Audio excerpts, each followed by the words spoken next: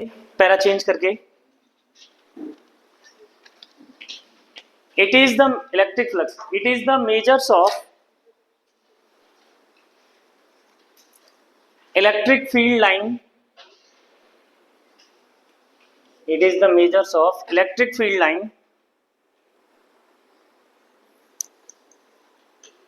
per unit area, right. बच्चों थोड़ा सा ध्यान दीजिएगा, अगर हम बात करते हैं कि इलेक्ट्रिक फ्लक्स, राइट ना, तो बच्चों देखिएगा ध्यान से, जैसे लाइट को भी अगर हम देखेंगे तो ये लूमेन्स आते हैं इससे, राइट ना, सो ये लाइट का फ्लक्स है, पॉइंट क्लियर है। अगर बेटा हम बात करते हैं इलेक्ट्रिक फील्ड की, तो इलेक्ट्रिक फील्ड लाइंस आती हैं, राइट भाई। क्या मान के चलते हैं कि इलेक्ट्रिक फील्ड लाइंस जो हैं आउट और इन की सिचुएशन में रहती हैं। अगर पॉजिटिव चार्ज है तो भाई electric field lines away to the positive charge होंगी, राइट। और अगर नेगेटिव चार्ज होगा तो उस केस में क्या होगा बेटा, इलेक्ट्रिक फील्ड लाइन इनवर्ड होंगी या towards to the negative charge होगा, यही होगा, चलेगा। अब ऐसा मान के चलते हैं, अगर हम कहें कि sir there is a electric field lines, है ना, अगर ये पैरेलल हैं तो इनको क्या बोलेंगे बेटा, uniform electric field, right. If there is a electric field line parallel and straight, right ना, और इक्विडिस्टेंस है, तो इसका मतलब ये यूनिफॉर्म इलेक्ट्रिक फील्ड है। बट अगर बेटा इलेक्ट्रिक फील्ड लाइंस थोड़ा सा कर्व हो जाए लेकिन इक्विडिस्टेंस हो, तब ये यूनिफॉर्म इलेक्ट्रिक फील्ड नहीं होगा, राइट। अच्छा, इस केस के में भी यूनिफॉर्म इलेक्ट्रिक फील्ड नहीं है बेटा, इस केस में भी यूनिफॉर्म इलेक्ट्रिक फील्ड नहीं है कि कहीं पर इलेक्ट्रिक फील्ड लाइन रेयरर है और कहीं पर डेंसर है। दैट मीन्स ये दोनों कैटेगरी कैसी हैं बच्चे, नॉन यूनिफॉर्म इलेक्ट्रिक फील्ड। सो यूनिफॉर्म इलेक्ट्रिक फील्ड के लिए यही कंडीशन होना है, पॉइंट क्लियर। अच्छा, ये यूनिफॉर्म इलेक्ट्रिक फील्ड है और इस यूनिफॉर्म इलेक्ट्रिक फील्ड में हमने क्या किया बेटा, एक पर्टिकुलर कोई एक एरिया ले लिया बेटा हमने, राइट। कोई भी एक एरिया ले लेते हैं, राइट। जस्ट लाइक हम अगर बात करते हैं कि भाई हमने ये एरिया ले लिया, पॉइंट क्लियर। अब हम जानते हैं कि area is a vector quantity and its direction represent by the perpendicular vector, point clear है। सो परपेंडिकुलर वेक्टर कैसा होता है बेटा, देखिएगा, जैसे ये एरिया है तो इसमें अगर हम बात करेंगे तो ये एरिया है इस प्लेन का, राइट। सो इस प्लेन के ऊपर ये परपेंडिकुलर है, that means it indicate the direction of area, right. तो बच्चे यहां पर एरिया वेक्टर की डायरेक्शन को कौन रिप्रेजेंट करेगा बेटा, परपेंडिकुलर वेक्टर, पॉइंट क्लियर। अच्छा, और ये इलेक्ट्रिक फील्ड लाइंस है, अगर इलेक्ट्रिक फील्ड लाइंस को थोड़ा सा एक्सटेंड किया जाए तो इस केस में इन दोनों के बीच में एंगल कितना, थीटा, पॉइंट क्लियर है। अच्छा, electric field is a vector quantity, right, and area also a vector quantity, that's why हम क्या कह सकते हैं कि electric flux phi is equals to E dot del S, right, area. अच्छा बच्चों, आप चाहें तो इसको एरिया से रिप्रेजेंट कर सकते हैं और इसको del S means small area, right ना, small area vector, point clear. तो हम इसको ऐसे भी रिप्रेजेंट कर सकते हैं ई डॉट ए, राइट। अच्छा, एक और चीज आप अच्छे से याद रखिएगा, जब there is a dot product that means it is a scalar quantity, right. भाई इलेक्ट्रिक फील्ड लाइंस क्या है, number of field lines per unit area, right, या number of electric field lines per unit area is known as electrical flux. So बच्चे अगर हम इसको लिखते हैं E A cos theta, right. बच्चों अभी हम पढ़ रहे हैं इलेक्ट्रिकल फील्ड, राइट, लेकिन अगर हम मैग्नेटिक फील्ड की बात करेंगे तो सिमिलर मैग्नेटिक फील्ड में भी फ्लक्स होता है और वहां पर होता है बी डॉट ए, ये है magnetic flux, B magnetic field, A area, right. तो सिमिलर ये इलेक्ट्रिकल फ्लक्स, दैट मींस यहाँ पे E electrical field and A area, point clear. So बेटा आप ध्यान रखिएगा कि यहाँ पर जो हम आज जो स्टडी कर रहे हैं, सिमिलर स्टडी कहां पर करेंगे बच्चे, मैग्नेटिक फील्ड में, ठीक है। अब चलिएगा बात करते हैं, अगर फ्लक्स की यूनिट की बात की जाए तो बताइएगा इलेक्ट्रिकल फील्ड की यूनिट क्या होती है बेटा, न्यूटन पर कूलम, ओके। ये क्या चीज है, एरिया, देन इसकी यूनिट क्या हो जाएगी बेटा, मीटर स्क्वायर, पॉइंट क्लियर। हमने पोटेंशियल पढ़ा है, इलेक्ट्रिकल पोटेंशियल, इलेक्ट्रिकल पोटेंशियल क्या होता है, work done per unit charge, that means अगर मैं न्यूटन इंटू मीटर अपन कूलम बोलूंगा तो ये इलेक्ट्रिकल पोटेंशियल की यूनिट हो जाएगी, पॉइंट क्लियर। दैट्स व्हाई हम इसको क्या लिख सकते हैं, volt into metre. Point clear, volt into metre. ठीक है। अच्छा, इसका अगर मैं डायमेंशन फार्मूला निकालना चाहता हूं या प्रिंसिपल यूनिट की फॉर्म में इसको लिखना चाहता हूं, तो बच्चों न्यूटन को हम क्या लिख सकते हैं, F equals to M A से केजी मीटर पर second square. F equals to M A से केजी मीटर पर सेकंड स्क्वायर। जानते हैं ना आप सभी, F equals to M A. So force का डेराइव्ड यूनिट क्या है, न्यूटन, और यहां पर क्या आ जाएगा, केजी मीटर पर सेकंड स्क्वायर। दैट्स व्हाई हम न्यूटन की जगह यहाँ पे क्या लिख सकते हैं बेटा, केजी, राइट ना, या मीटर स्क्वायर है, एक मीटर यहाँ से आएगा कितना आएगा, मीटर क्यूब अपॉन 80 है ना, सो एम्पियर इंटू सेकंड, और जो न्यूटन में आएगा वो second square, that means second का क्यूब। भाई कूलाम को हम क्या लिख सकते हैं, ampere second. Point clear. So बेटा हमारे पास यहाँ पे डायमेंशन फार्मूला बन जाएगा, केजी का एम, लेंथ का एल क्यूब, और यहाँ पर क्या है एम्पियर, और ये क्या है टाइम, दैट्स व्हाई टाइम का टी इनवर्स, एंड एम्पियर का ए इनवर्स डिनोमिनेटर में है। ठीक है बच्चों, ध्यान रखिएगा इस बात को कि यहाँ पे यूनिट है किसकी, इलेक्ट्रिकल फ्लक्स की। सिमिलर यूनिट हमको पढ़ने को मिलेगा कहाँ पर, मैग्नेटिक फ्लक्स में। बट मैग्नेटिक फ्लक्स में मैग्नेटिक फील्ड की यूनिट टेस्ला और इसकी यूनिट मीटर स्क्वायर। ओके, इसको हम बोलते हैं बेटा वेवर। मैग्नेटिक फ्लक्स की यूनिट को क्या बोला जाता है, वेवर। ध्यान रहेगा, क्लियर है। आगे के लिए इसको याद रखिएगा, नोट करो इसको कंप्लीट।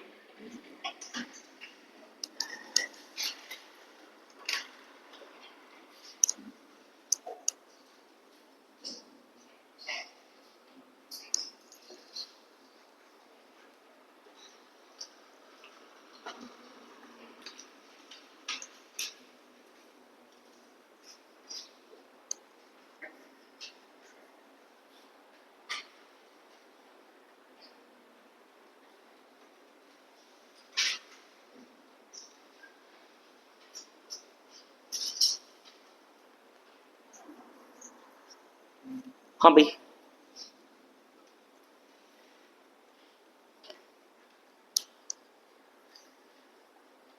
Okay good.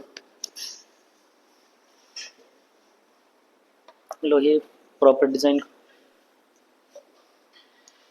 यूनिट समझ में आया बेटा। ध्यान रखिएगा यहाँ पे यूनिट कन्वर्जन आपको आना चाहिए। 11th में हमने बिल्कुल इसको स्टडी किया है, देन अब हम उसे स्ट्रॉन्ग बनाएंगे। ठीक है,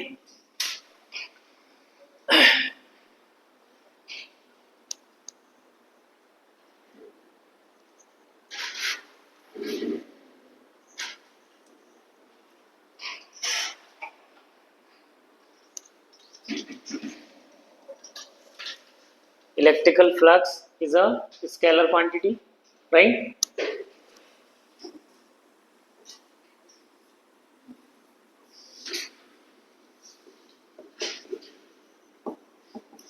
Electric flux is scalar quantity.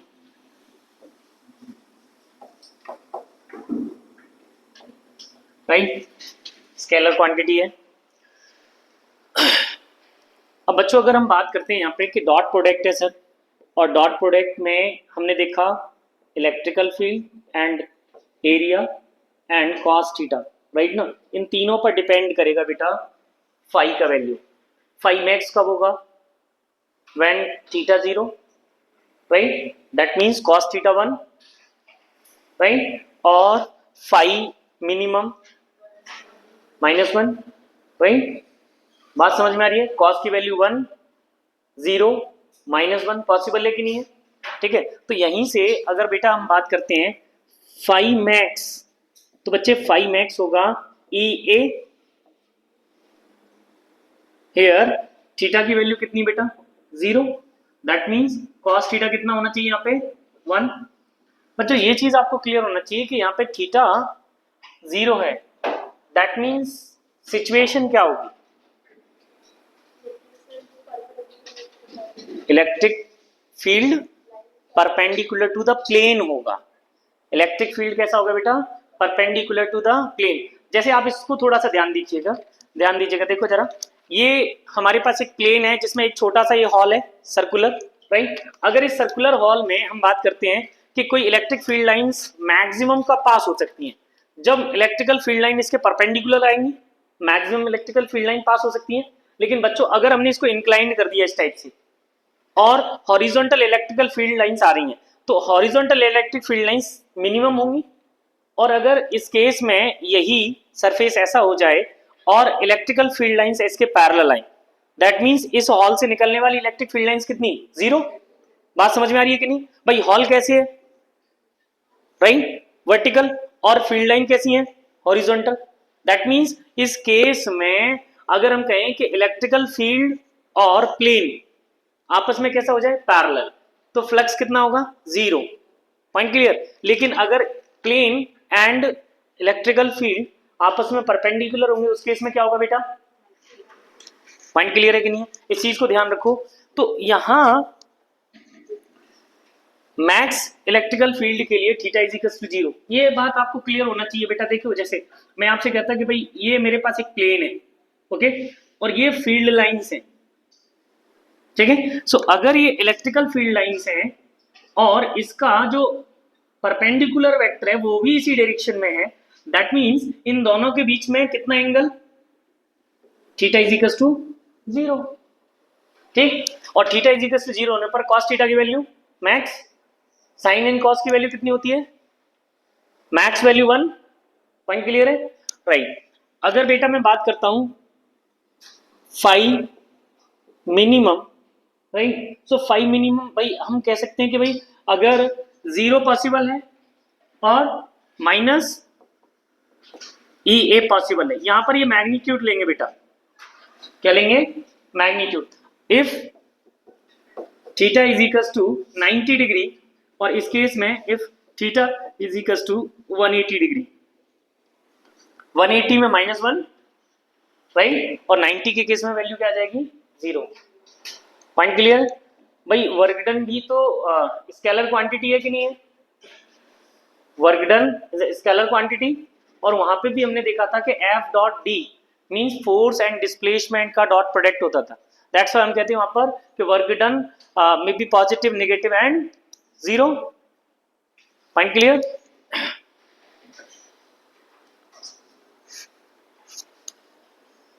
Complete करें बेटा।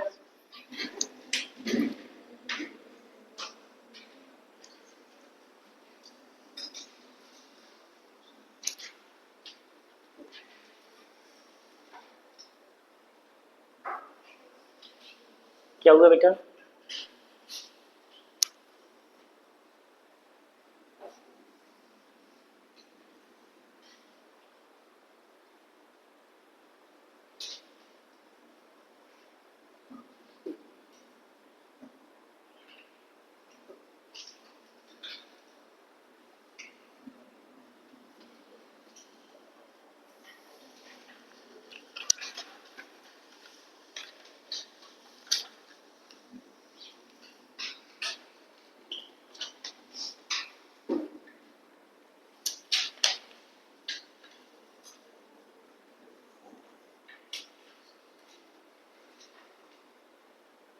राइट, चलें आगे, ठीक, थोड़ा सा ध्यान देना आगे।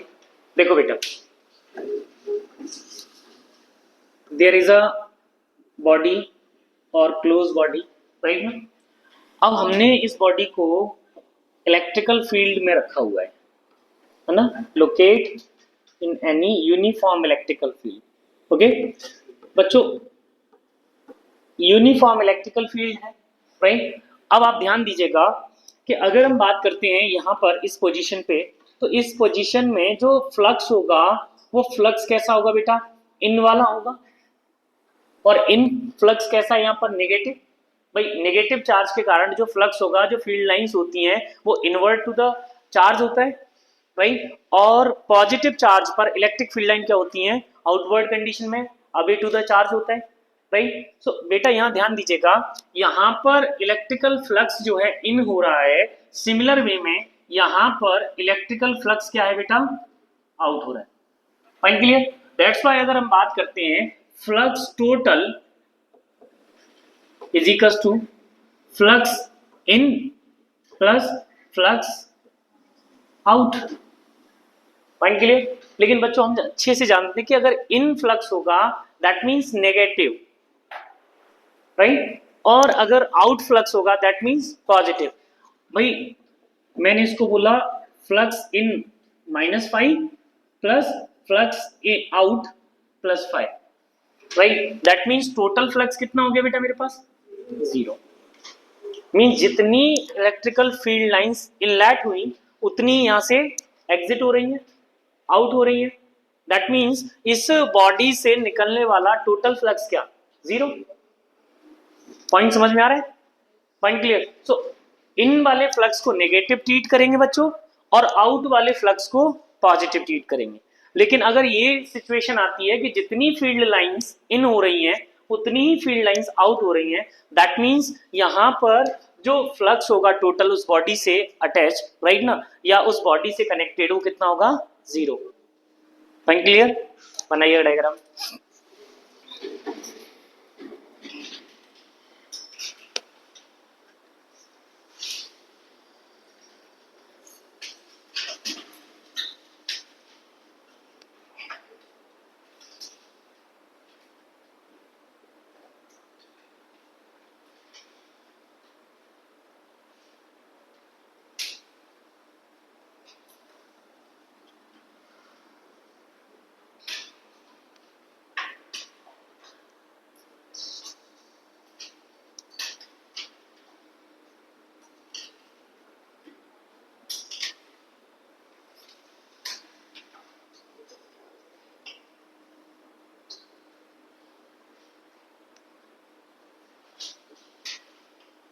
क्या हुआ?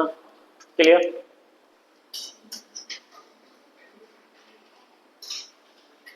चलेगा,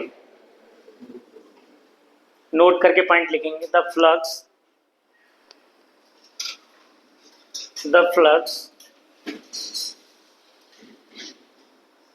through a close surface, the flux through a closed surface capped in uniform electric field,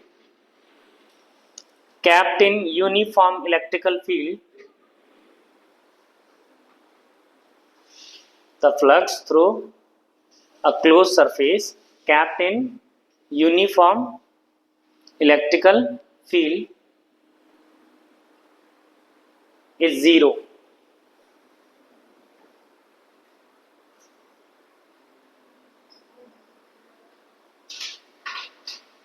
Uniform electrical field is 0. Point clear, right? चलिए बच्चों, इनिशियली हमने सॉलिड एंगल को स्टडी किया था। क्या होता है बेटा सॉलिड एंगल?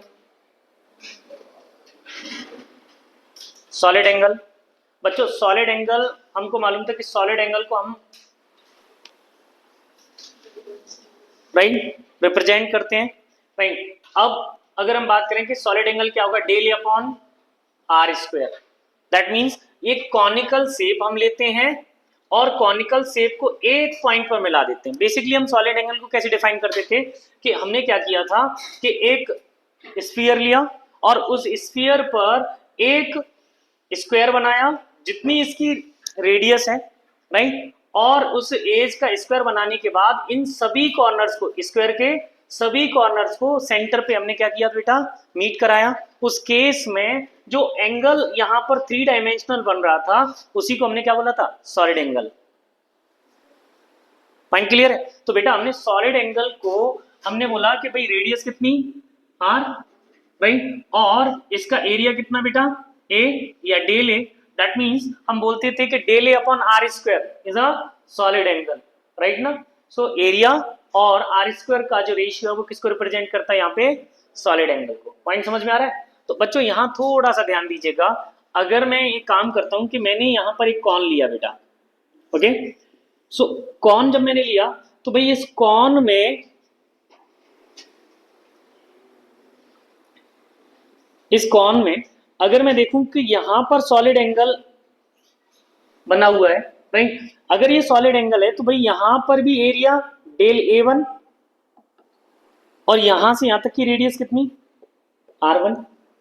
अगर मैं सेकंड लास्ट की बात करूं इसकी तो भाई यहां तक की रेडियस R2 और यहां का area del A2।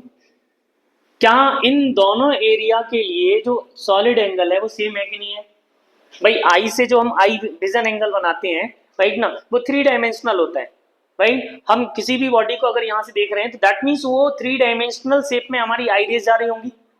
Point clear है? मीन्स कौन शेप में? तो भाई ये जो एरिया है और ये वाला जो एरिया है, इन दोनों के लिए सॉलिड एंगल सेम है कि नहीं है?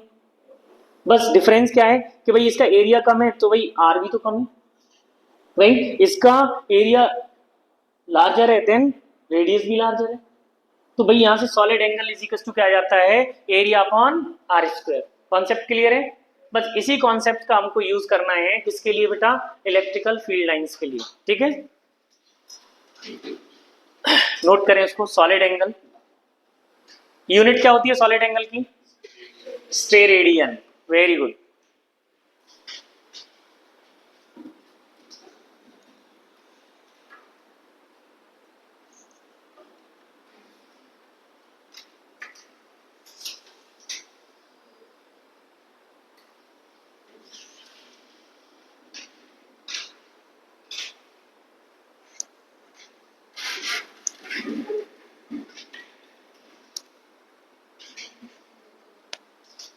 क्लियर है सभी को?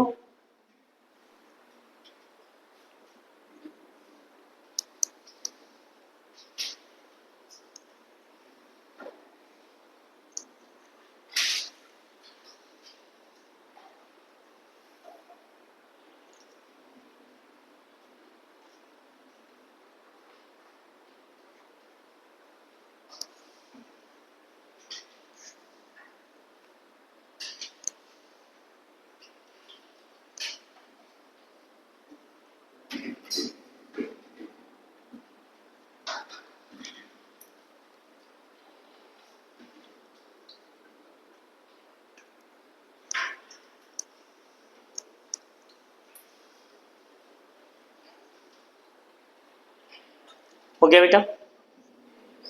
चलिए, ये 11th में फाउंडेशन में हम लोगों ने इसको क्लियर किया था, है ना? Solid angle del A upon R square. ठीक है, चलिए एक क्वेश्चन लिखते हैं बेटा। Find the flux, find the flux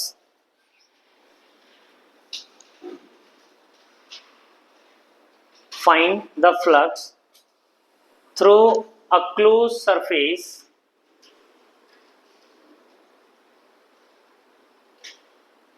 find the flux through a closed surface when a point charge q, small q, a point charge q, small q, है ना, kept first one inside the body and second one outside the body। हो गया बेटा? find the flux through a closed surface या body right now when a point charge small q kept inside or outside, means first and second की form में हमने उसको लिखा है। ठीक है बेटा, चलो थोड़ा सा ध्यान दें इधर। सपोज करो मेरे पास एक ये बॉडी है कोई भी, भाई एनी शेप की बॉडी हो सकती है। As we know very well कि अगर मेरे पास कोई चार्ज है, सपोज करो पॉजिटिव चार्ज है, तो पॉजिटिव चार्ज होगा तो इलेक्ट्रिकल फील्ड लाइंस क्या होंगी, इस स्फेरिकल सरफेस की फॉर्म में राइट ना, अराउंड द चार्ज मूव करेंगी कि नहीं भाई? राइट, अगर ऐसी सिचुएशन होगी तो बताइएगा कि सभी इलेक्ट्रिकल फील्ड लाइंस को अगर मैं एक्सटेंडेड करता जाऊं तो एक पॉइंट पर मीट होंगी भाई। ठीक, दैट मीन्स अगर मैं आपसे कहूं कि भाई ये कुछ इस टाइप की सिचुएशन बना रही है, एक कॉनिकल शेप बनाएगी, बनाएगी कि नहीं? वही सिचुएशन बेटा मैंने क्या किया कि मैंने कहीं पर भी चार्ज क्यू को यहाँ पे पुट किया ठीक है, और यहां से किसी एक पॉइंट P पर मुझे फ्लक्स निकालना है, ठीक है, और यहां से डिस्टेंस r है और ये एरिया कितना है बेटा, डेल। अब बच्चों हमने अच्छे से सीखा है कि अगर एरिया है तो एरिया वेक्टर भी होगा, जो परपेंडिकुलर वेक्टर होता है एरिया के हमेशा परपेंडिकुलर होता है। Point clear. अगर ये एरिया वेक्टर है तो भाई एरिया वेक्टर क्या है, यहाँ पर इस डायरेक्शन में होगा बाहर की तरफ। अगर ये पॉजिटिव चार्ज है तो भाई यहाँ से फील्ड लाइन भी ऐसी होगी, राइट। सो बच्चों ये जो है एरिया वेक्टर को रिप्रेजेंट कर रहा होगा, और ये जो है फील्ड लाइन को या इलेक्ट्रिकल फील्ड की डायरेक्शन को रिप्रेजेंट कर रहा होगा। बताइएगा मुझे, एरिया वेक्टर और इलेक्ट्रिकल फील्ड में एंगल कितना है, 0। कितना एंगल है बेटा यहाँ पे, थीटा 0। पॉइंट क्लियर है कि नहीं। बच्चों हम क्या करते हैं कि इस पॉइंट Q के कारण, इस पॉइंट P पर या पॉइंट चार्ज Q के कारण, राइट, इस पॉइंट P पर इलेक्ट्रिकल फील्ड निकालते हैं। भाई इलेक्ट्रिकल फील्ड क्या होगा, the electrical field due to the point charge K small q upon r square, जितनी डिस्टेंस है, यही रहता है कि नहीं। और अभी हमने क्या क्लियर किया भाई, electrical flux is equal to होता है सर E, है ना, डॉट डेल S या एरिया वेक्टर। लो भाई एरिया, भाई इसको थोड़ा सा और रिजल्व करते हैं तो क्या आ जाएगा, EA cos थीटा आएगा कि नहीं बेटा। अगर ये आएगा तो भाई पुट करते हैं, इनकी वैल्यूज को पुट करें, पहले इसको ड्रॉ करो देन पुट करते हैं, ठीक है, सॉल्व करो।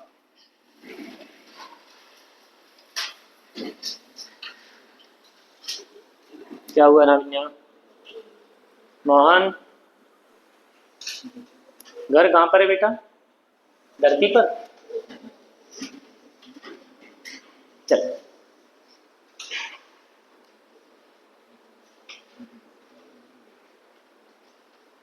इस हिसाब से शिव का घर तो फिर वो फ्लोटिंग होगा, गगन कुंड में फ्लोटिंग होम।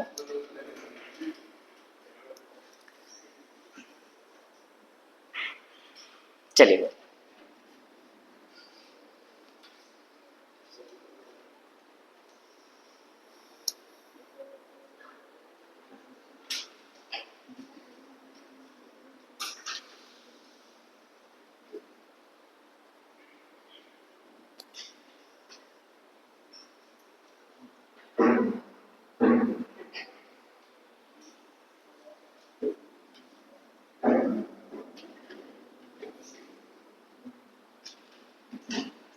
चला जाए,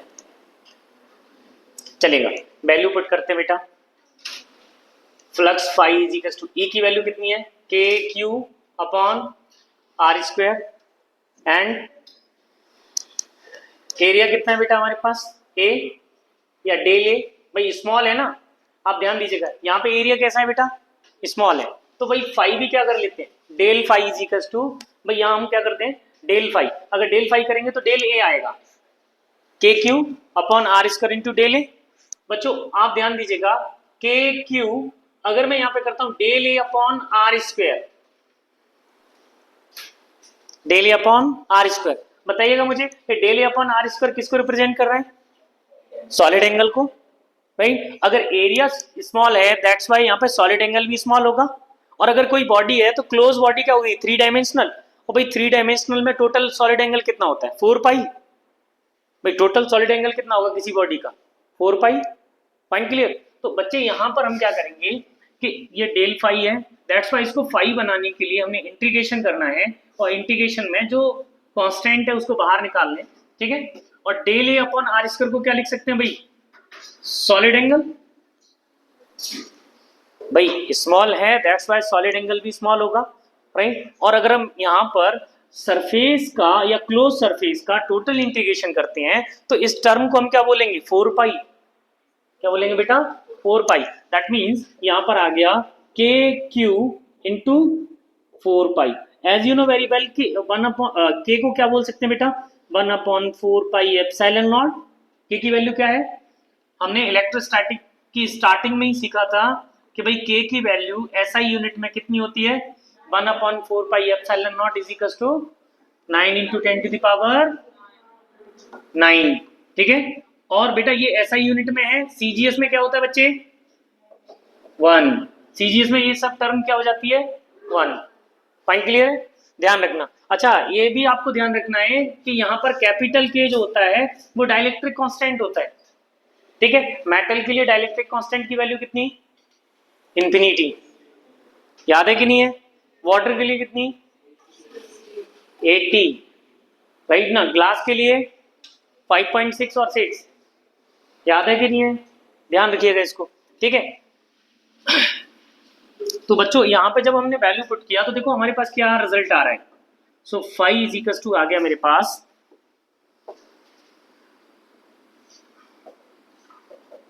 Q upon epsilon not.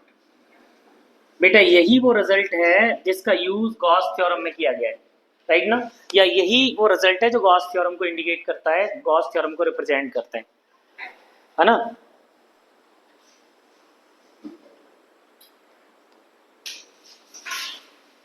Fast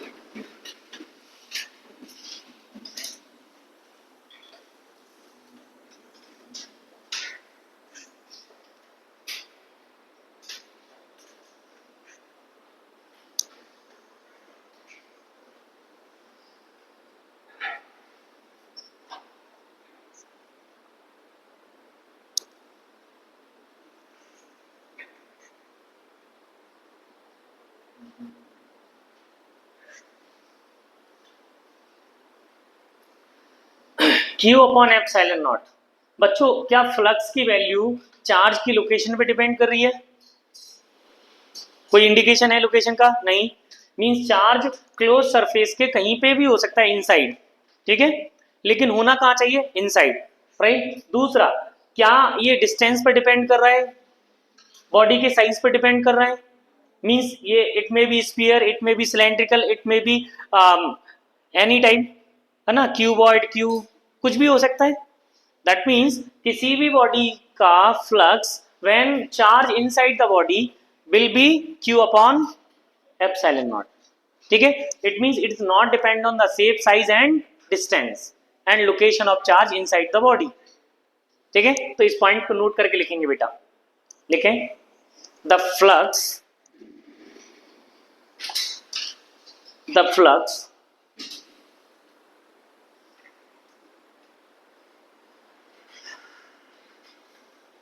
link with a closed surface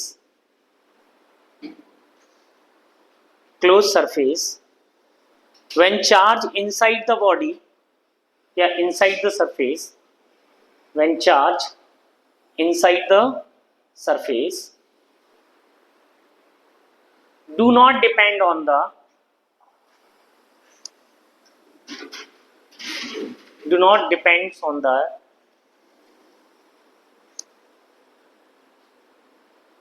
shape, size of the surface and location of charge inside the surface.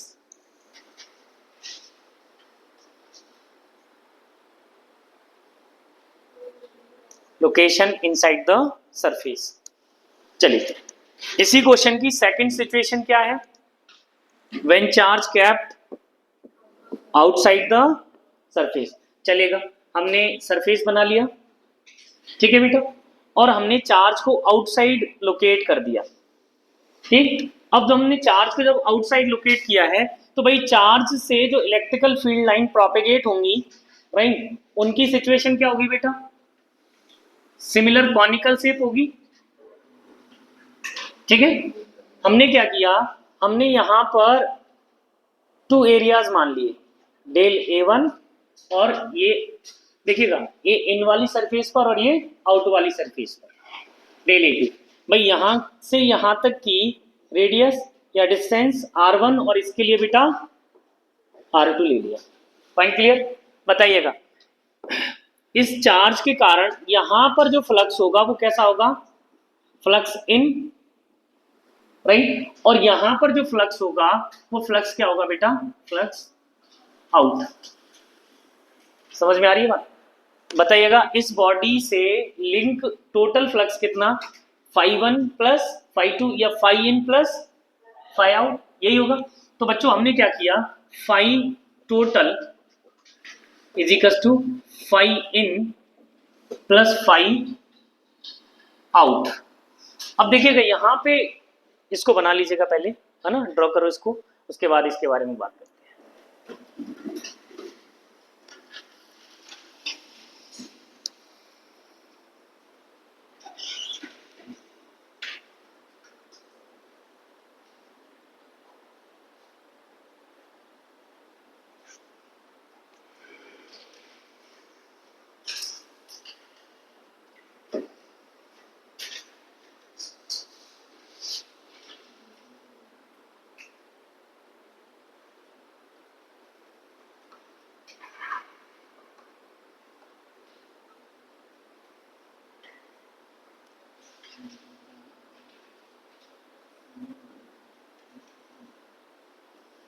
चला जाए,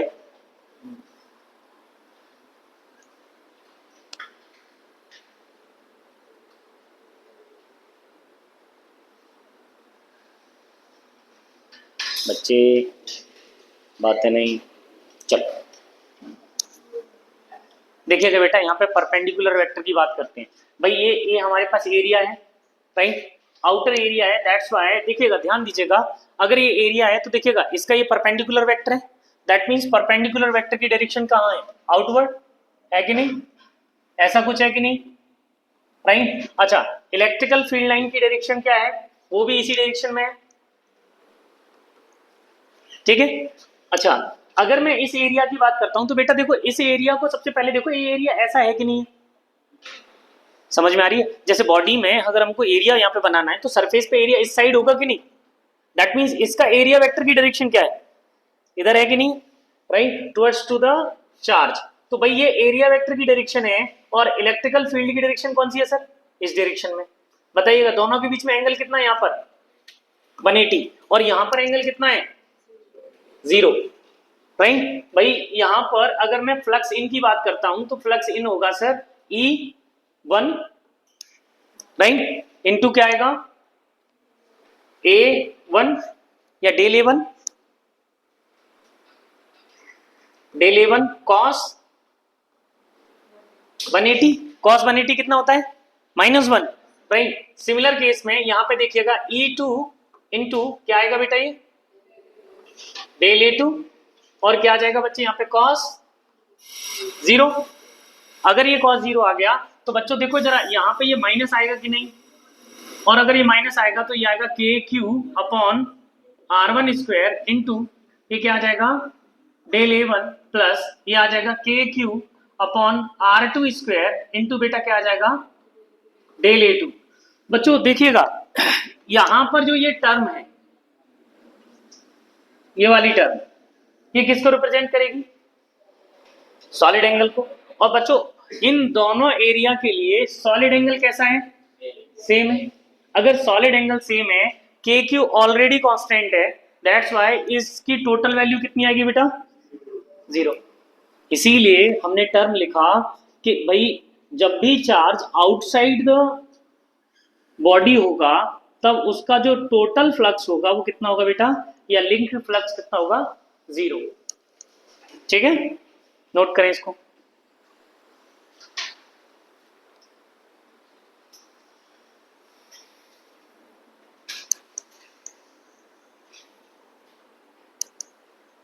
टाइम हो गया क्या,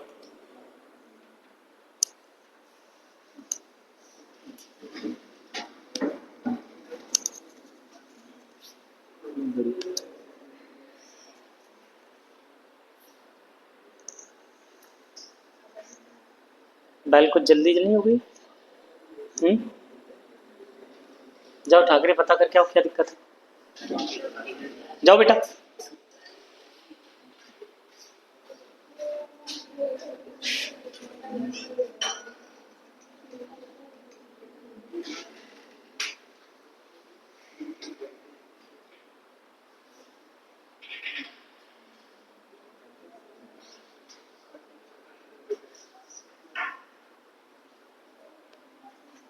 हो गया?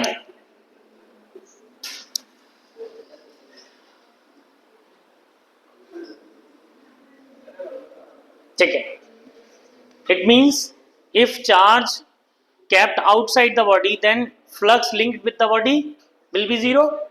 पॉइंट क्लियर है? तो नोट करो इसको. if charge, बेटा बातें नहीं,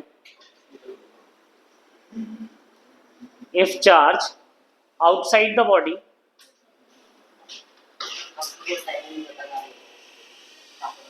ठीक but if charge outside the body means कुछ भी कभी भी बैल. हाँ ठीक है, if charge outside the body then flux linked with the body will be zero. Flux linked with the body will be zero.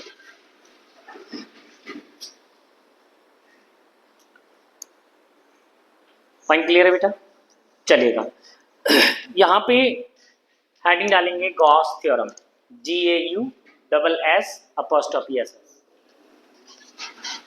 Gauss theorem या Gauss law. Gauss law बेटा लिखो.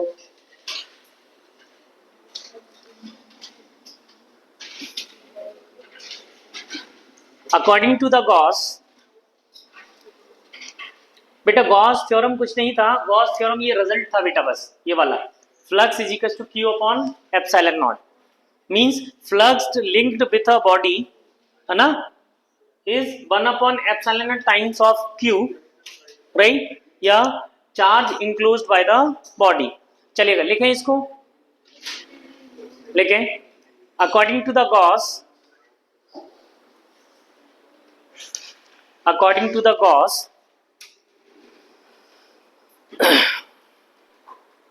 according to the Gauss, the flux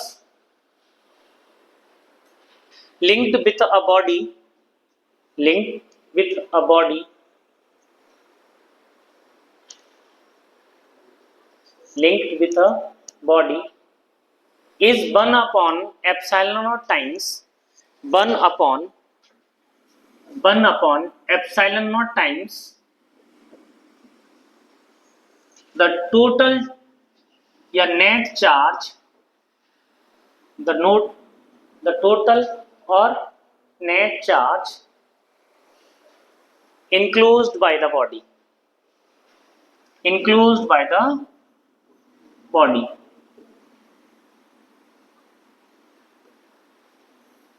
Phi is equals to 1 upon epsilon naught into Q, net charge, enclosed charge.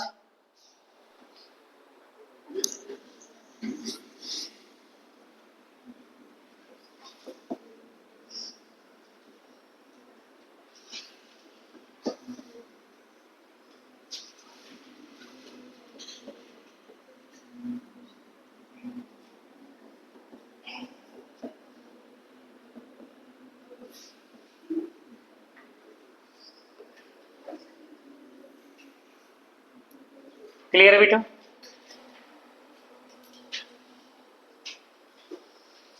हम इसको ऐसा भी लिख सकते हैं, क्लोज इंटीग्रल या surface integral, right, E dot del S. If charge inside the body then value क्या आ जाएगी Q अपॉन एप्सिलॉन नॉट, और outside the body then value equals to 0, right.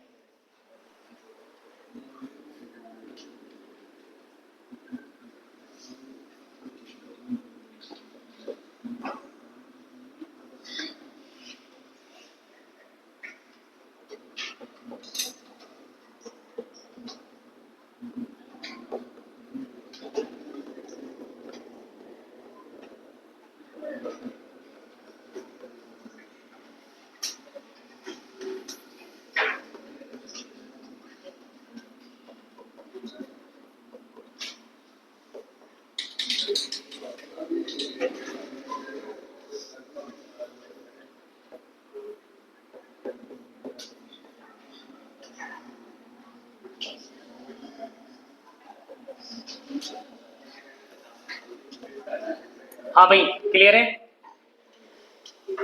Clear है बच्चों? इस बात को भी ध्यान रखिएगा, गॉस थ्योरम से, है ना, या गॉस लॉ से हम कूलाम्स लॉ को भी डिड्यूस कर सकते हैं, डराइव कर सकते हैं। ठीक है, कूलाम्स लॉ और गॉस लॉ एक दूसरे के कॉम्प्लीमेंट्री हैं, लेकिन जो सिंपल है जिसको हम इजी वे में यूज कर सकते हैं वो है गॉस लॉ। जितनी आसानी से इलेक्ट्रिकल फील्ड या फोर्स किसी चार्ज का हम कूलाम्स लॉ से नहीं निकाल सकते, उससे आसानी से हम क्या निकाल सकते हैं बेटा, यहाँ पे गॉस लॉ से निकाला जा सकता है। पॉइंट क्लियर है? तो इस बात को ध्यान रखिएगा कि to find out the electrical field और फोर्स, है ना, is much much easier than, much easier by Gauss than Coulomb's law. ठीक है,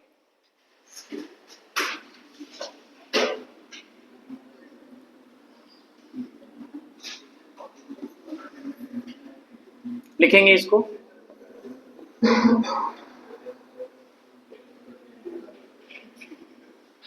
Gauss law and Coulomb's law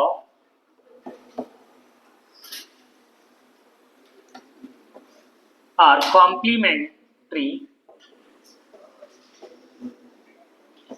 या complement to each other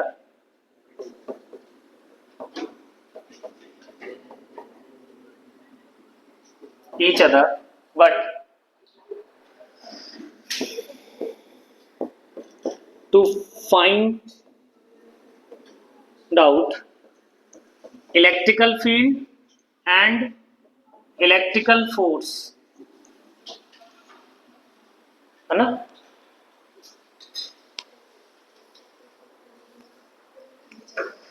Gauss law and Coulomb's law are complement to each other,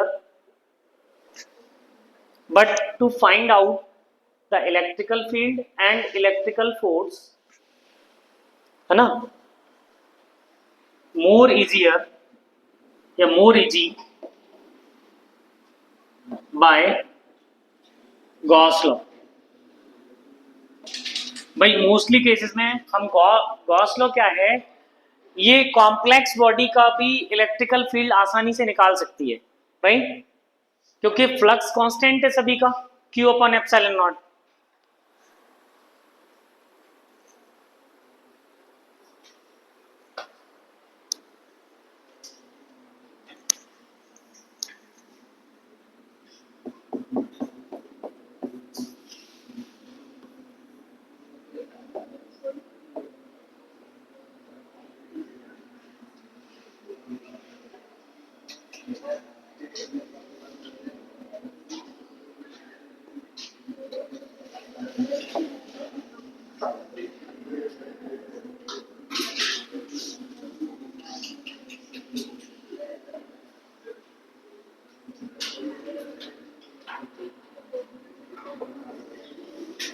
भाई एक बातें नहीं बच्चों, यहाँ पे देखिएगा, यहाँ पर इधर यहाँ पर चार्जेस दे रखे हैं बेटा, Q1, Q2, Q3, Q4, Q5। भाई सबसे पहले हमें ये फाइंड आउट करना है कि इस बॉडी से राइट ना लिंक्ड फ्लक्स कितना होगा, और फ्लक्स किन किन चार्जेस के कारण होगा। तो सबसे पहले ये देखो नाविन्या, राइट इधर ध्यान दें, देखिएगा जो आउटसाइड चार्ज है ना उनके कारण flux link with the body zero होगा। पॉइंट क्लियर है? सो क्या Q5, Q4 का कोई भी फ्लक्स इससे लिंक होगा? नहीं होगा ना, बिकॉज हाँ फ्लक्स पास होगा बट नेट फ्लक्स कितना होगा इनका, जीरो। पॉइंट समझ में आ रहा है? और अगर हम कहें कि there is a 3 charges inside the body, then इस बॉडी का जो फ्लक्स होगा इससे लिंक्ड राइट ना कितना होगा भाई, तो हम कहेंगे यहाँ पर आएगा सर Q नेट। तो नेट कितना है, 4 - 2 2 + 3 5 अपॉन एप्सिलॉन नॉट। ठीक है, और बच्चे यहाँ ध्यान दीजिएगा, यहाँ पर माइक्रो कूलाम लिखा है, दैट मीन्स हम इसको क्या करेंगे 10⁻⁻⁶, ठीक है, कूलाम में बाय, बिकॉज ऐसा ही यूनिट को हमें यहाँ रिप्रेजेंट करना है ना बेटा। पॉइंट समझ में आ रहा है कि नहीं? अच्छा, फ्लक्स की यूनिट क्या है फिर? यहाँ पे फ्लक्स की यूनिट क्या बन जाएगी अब? न्यूटन पर coulomb into metre square. Point clear है? या न्यूटन इंटू मीटर, वो वोल्ट इंटू मीटर, क्या बनेगी? Volt into metre. और क्या बनेगी बेटा? पॉइंट क्लियर है?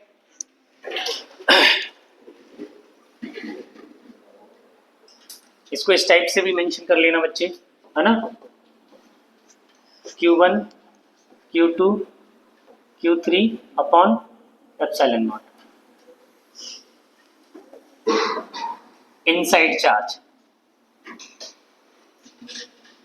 समझ में आ रही है बात? Inside charge.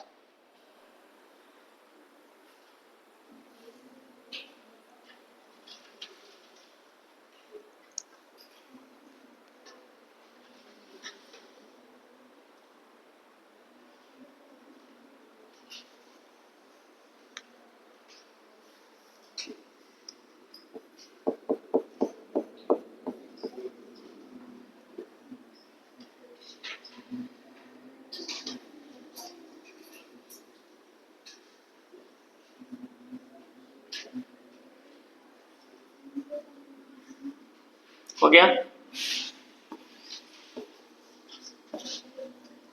बच्चों? यहां पे ये क्या है? Cube, right? और अगर क्यूब के इनसाइड कोई चार्ज है, इनसाइड है, राइट ना? क्यू चार्ज है, बताइएगा एक क्यूब में कितने फेसेस होते हैं? 6। Corner 8, edges 12। भाई ये कमरा ही देख लो ना यार, ये क्लासरूम, क्लासरूम में कितने फेसेस हैं? 6। कितने कॉर्नर्स हैं? 4 इधर हैं, 4 उस साइड है। 8। कितनी एजेस हैं? राइट ना? भाई 4 तो वर्टिकल है, राइट ना? और 8 हॉरिजॉन्टल है कि नहीं है? Point clear? तो कितना हो गया? फेसेस कितने? एजेस कितने? कॉर्नर कितने? 8। समझ में आ रही है बात? अब बच्चों देखो ये क्यूब है और क्यूब के इनसाइड क्या है? चार्ज है। दैट मीन्स अगर मैं चाहता हूं कि भाई फ्लक्स लिंक्ड विथ क्यूब बताइए सर, तो फ्लक्स लिंक्ड विथ क्यूब कितना होगा बेटा? तो ये होगा total charge upon epsilon not, ठीक है? लेकिन अगर मैंने पर्टिकुलर आपसे पूछा कि पर फेज से लिंक्ड फ्लक्स कितना है, right? So flux linked with phase कितना होगा बेटा? कितने फेसेस है? 6 फेसेस है ना? तो भाई टोटल कितना है? Q upon epsilon not. So one phase से कितना होगा? वन फेज से कितना होगा? 1 अपॉन 6 टाइम्स। पॉइंट क्लियर है? दैट मींस ये कितना आ गया? Q upon 6 epsilon. बोलो ना भाई, क्लियर है? Very good. नेक्स्ट बेटा, अगर मैं आपको यहीं पे बोलता हूं कॉर्नर से लिंक्ड फ्लक्स कितना होगा? Q upon 8 epsilon not. बताओ बच्चों, सिंगल एज से रिलेटेड कितना होगा? एक एज से related Q upon 12 epsilon. Clear है सभी को? सभी क्वेश्चंस एक साथ क्लियर? ध्यान रखिएगा, फेस क्यूब दिया हुआ है, क्यूब के इनसाइड कहीं चार्ज है। यहां जरूरी नहीं है कि चार्ज सेंटर पे ही हो, लेकिन हमेशा बॉडी के इनसाइड होना चाहिए, ये जरूरी है। पॉइंट क्लियर है कि नहीं? चार्ज कहां पर होना चाहिए? बॉडी के इनसाइड। नोट करें।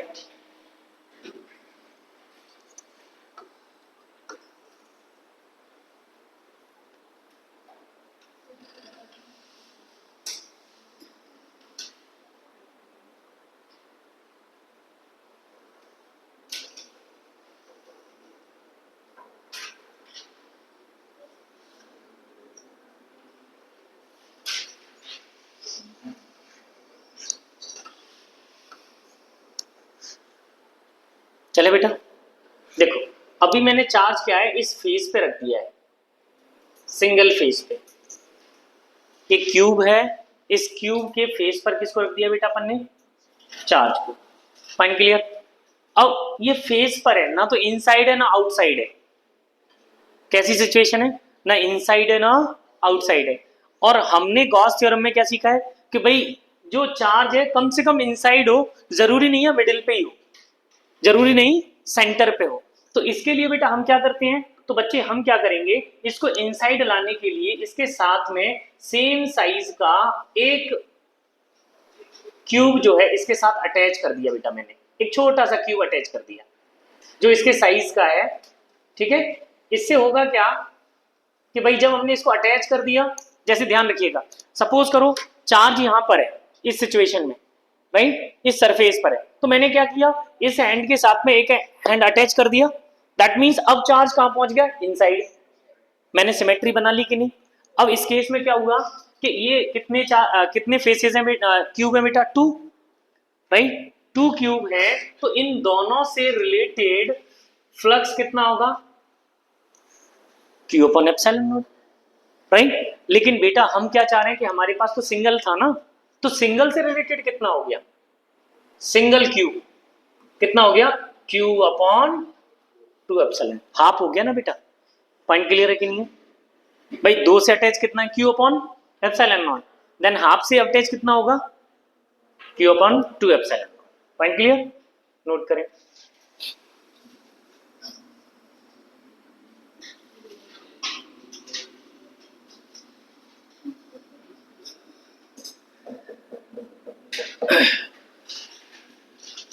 सपोज करो बच्चे ये एक हेमीस्फीयर है, इसकी सरफेस पर चार्ज रखा है क्यू,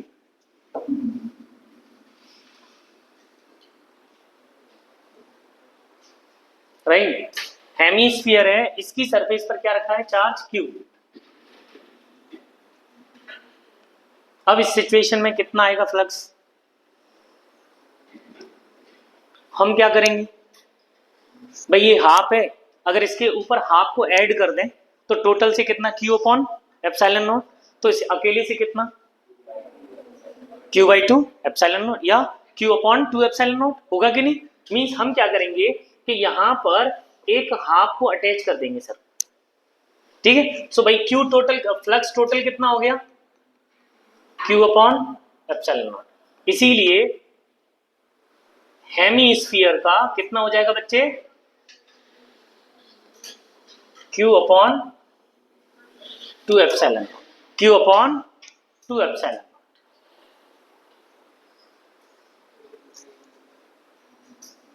आइसक्रीम वाला कॉर्न तो सबने देखा है ना। सपोज करो कॉर्न के बेस पर कोई चार्ज रखा है, अब इसको हमें सिमेट्रिक बनाने के लिए हम क्या करेंगे, एक कॉर्न हमारे पास है, दूसरा कॉर्न अपोजिट में ऐड कर दें, कितना आंसर आ जाएगा फिर,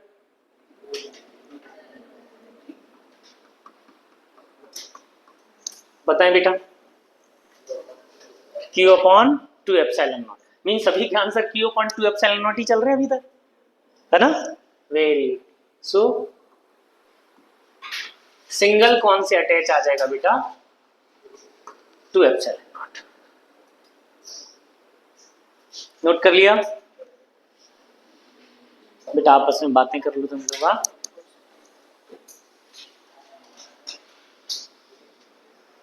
चलिएगा, अब थोड़ा सा क्रिटिकल क्वेश्चन आ रहा है ना।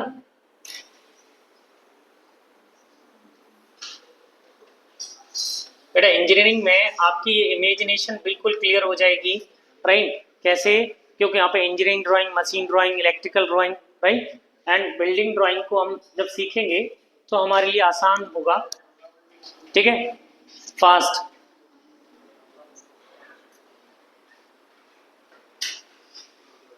इंजीनियरिंग में कुछ कोर सब्जेक्ट आपकी इमेजिनेशन पावर को इंक्रीज करने के लिए ही है, राइट।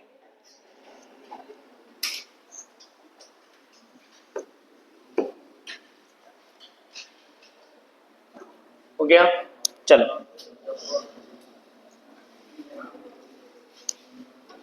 ठीक है, यहां ध्यान दें बेटा, अगर मैंने चार्ज को कहां पे रख दिया, क्या हुआ, पहले इधर देखो, चार्ज को मैंने कहां रख दिया, एज पर, राइट ना। जरूरी नहीं है हम एज के मिडल पे ही रखें, लेकिन कहीं पे भी रख सकते हैं, राइट। अब बच्चों आप बताइएगा, जब ये एज पर रखा है और इसको मिड में पहुंचाना है, तो इस केस में हमें क्या करना पड़ेगा बेटा, एक जो क्यूब है उसको बेटा यहां पे अटैच करना पड़ेगा, पहली बात तो ये, और 2 क्यूब ऊपर लगाने पड़ेंगे। बात समझ में आ रही है कि नहीं भाई ये कॉर्नर मिड में पहुंच जाए, तो इसके लिए क्या करना पड़ेगा, हमने एक क्यूब यहां लगाया, एक ऊपर और एक साइड में, दैट मीन्स हमने 3 क्यूब को अटैच करना पड़ेगा कि नहीं, means there is a combination of 4 cube. समझ में आ रही है बात। और अगर 4 क्यूब का कॉम्बिनेशन है तो एक क्यूब से फ्लक्स कितना होगा, क्यू अपॉन 4। भाई आप इतना ध्यान दीजिएगा, सपोज करो there is a 4 orange and there is a 4 person, then per person कितना ऑरेंज, 1 ना। तो भाई यहाँ पे कितने क्यूब हमने लगाए, 4, ताकि ये इनसाइड हो जाए। तो एक क्यूब से कितना, क्यू अपॉन 4 एप्सिलॉन नॉट। समझ में आ रही है कि नहीं बात, नोट करें इसको।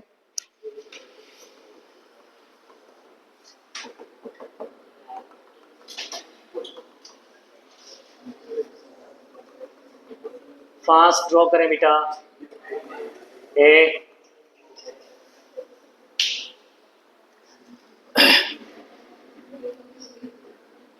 क्लियर है। तो इस केस में हमारे पास फ्लक्स कितना आ गया बेटा, Q upon 4 epsilon not, Q upon 4 epsilon not.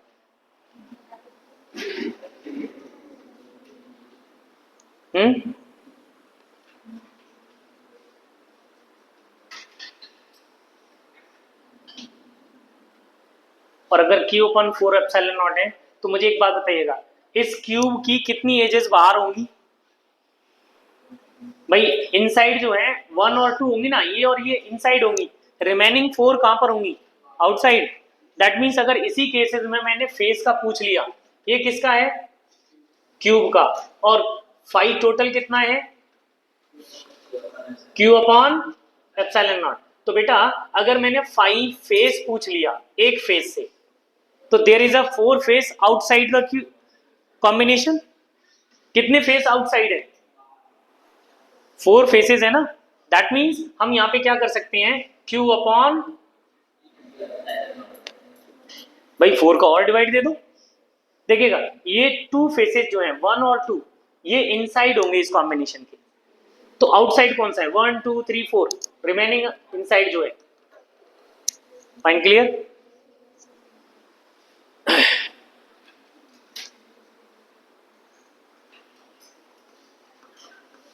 Next बेटा,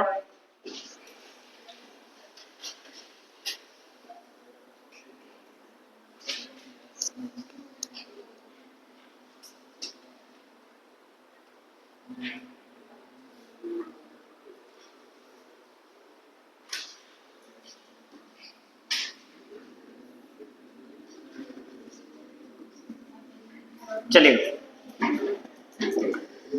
बेटा अब हमने चार्ज को कहां पे रख दिया, जस्ट एक सिंगल कॉर्नर पे। और जब कॉर्नर है और कॉर्नर को हमें क्या करना है बेटा, कवर करना है, राइट ना, क्लोज करना है। तो उसके लिए देखिएगा ध्यान से, फर्स्ट ऑफ ऑल 3 तो क्यूब इधर लगाने पड़ेंगे और 4 क्यूब उस साइड में। दैट मीन्स टोटल कॉम्बिनेशन कितना हो गया, 8 क्यूब हो गया कि नहीं, 8 क्यूब का होगा कि नहीं। दैट मीन्स हम कहेंगे Q by 8 epsilon not. 1 cube से फ्लक्स कितना, क्यू बाई 8।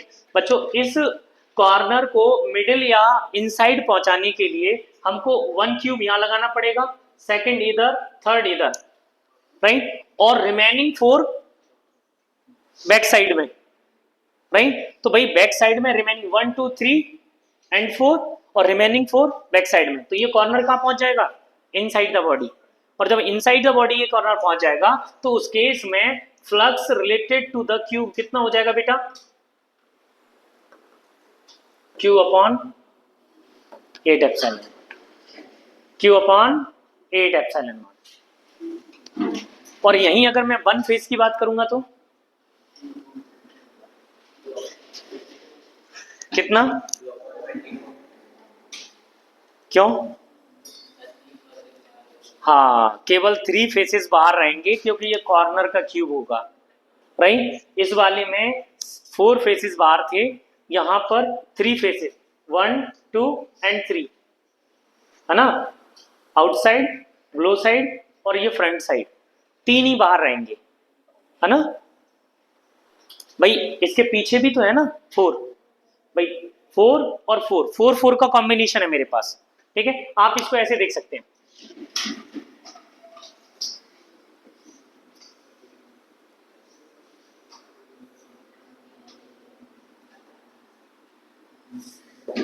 बच्चों मैंने क्या किया,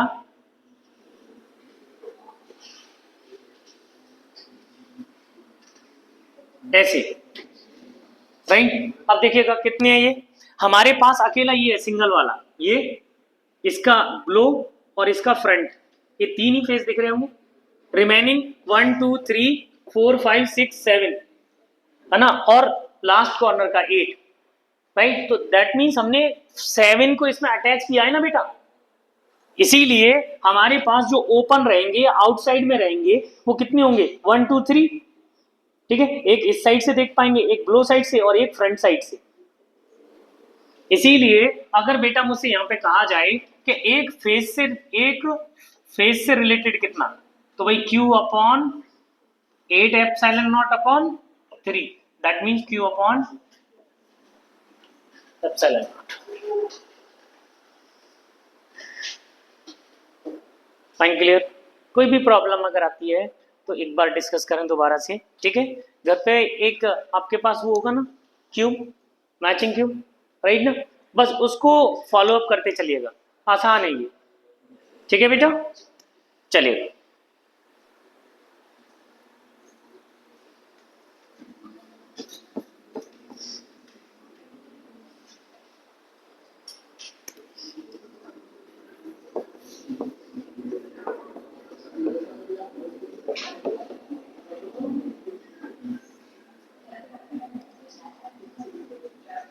ठीक है, एप्लीकेशन ऑफ गॉस थ्योरम,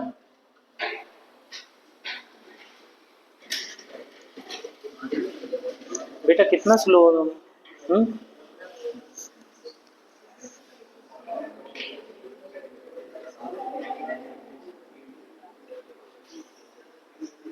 हो गया।